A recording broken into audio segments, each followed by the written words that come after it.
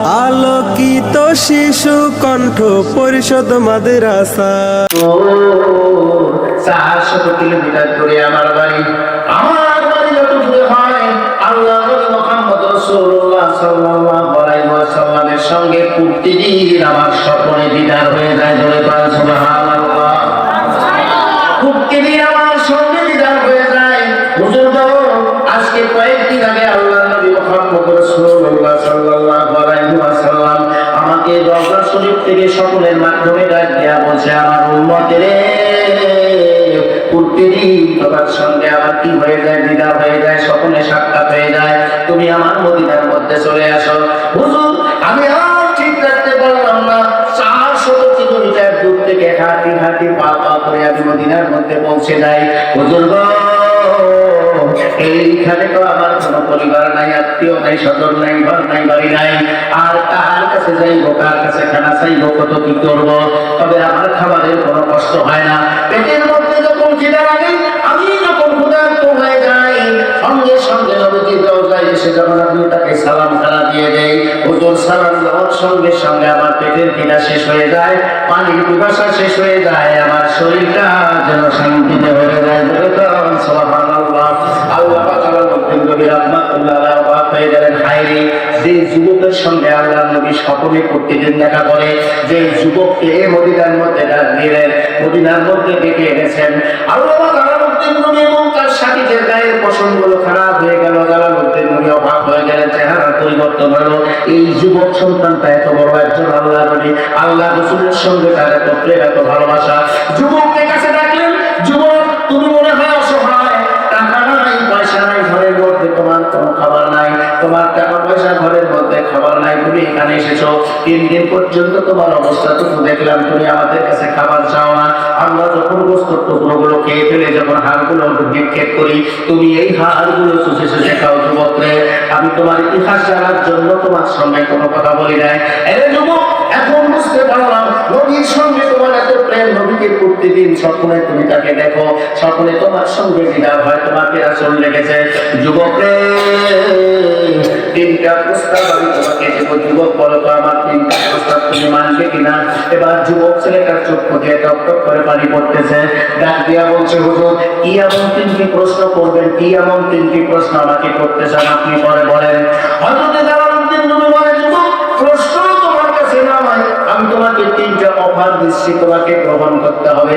1 নম্বর হলো, এই দেশে তোমার মা নাই, বাবা নাই, ঘর নাই, বাড়ি নাই, টাকা নাই, পয়সা নাই, মদিনার গলিতে গলিতে ঘুরে ঘুরে বেড়াচ্ছ, কারো কাছে খাবারও চাও না। যুবক রে, আমি তোমাকে রোম দেশের মধ্যে নিয়ে যাবো, আমার দেশে নিয়ে যাবো।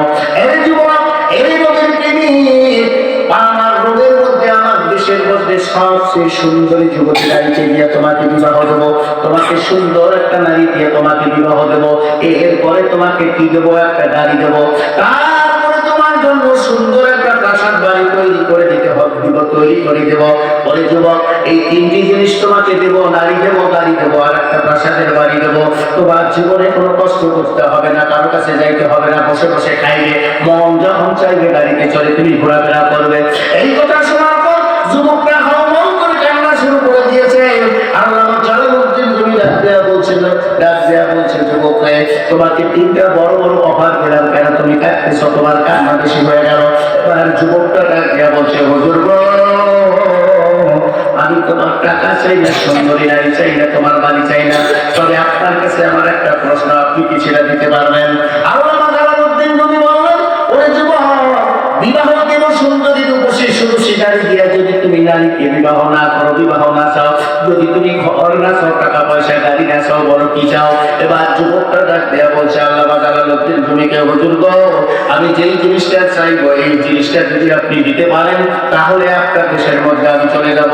আল্লামা জালালউদ্দিন রুমি রাহমাতুল্লাহ আলাইহি বলেন, এই পৃথিবীর মানুষ, আমি মনে করেছিলাম হয়তো বা এমন কোন জিনিস চাইবেন যে এই জিনিসটা আমি তাকে দিতে পারবো, এটাই যদি দিতে পারি তাহলে এই যুবককে নিয়ে আমি আমার দেশের রাষ্ট্রে চলে যাব।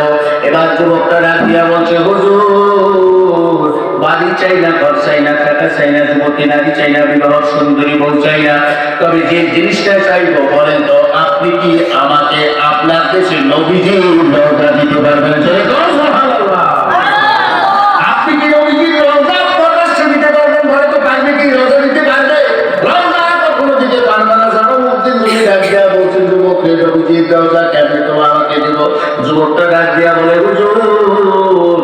নবীজি যেহেতু রওজা আপনি দিতে পারবেন না আপনার কাছে, পৃথিবীর এমন কোনো জিনিস নাই, এমন কোনো বিষয় নেই যেটা আমাকে দিলে আমি ওই দেশে চলে যাবো। জোরে বল সুবহানাল্লাহ। আপনারা বলতেছেন নবীর সাথে কেমন করেন, কেমন আসে, সেই নবীর বিরোধিতা করা হয়, তার ব্যঙ্গচিত্র করা হয়, তার নামে কত কুৎসা রচনা করা হয়। আমার বন্ধুগণ, যে নবীকে কাছে ছিল, মাসে ছিল, আল্লাহর নবী মুহাম্মদ রাসূলুল্লাহ সাল্লাল্লাহু আলাইহি ওয়াসাল্লাম বসে আছেন, হঠাৎ করে আল্লাহর নবীর সাহাবী লক্ষ্য করে দেখতেছেন যে একটা গাছ আস্তে আস্তে করে আস্তে আস্তে মানুষের মধ্যে উপর দিল, উপরে করে গাছটা মানুষের মধ্যে হাঁটি হাঁটি পা পা করে আল্লাহর নবী যেখানে বসেছিলেন চতুর্পাশে ঘুরলো, চতুর্পাশে ঘোরার দিয়ে গাছটা আবার চলে গেল, চলে যাওয়ার পর ওই জায়গার মধ্যে স্বাভাবিকভাবে লেগে গেল। সাহাবী ডাক দিয়ে বলছেন, ইয়া রাসূলুল্লাহ, ইয়া হাবিবাল্লাহ, এমন দৃশ্য কোনদিন তো আমি চোখে দেখি নাই। যে আলোকিত শিশু কণ্ঠ পরিষদ মাদ্রাসা।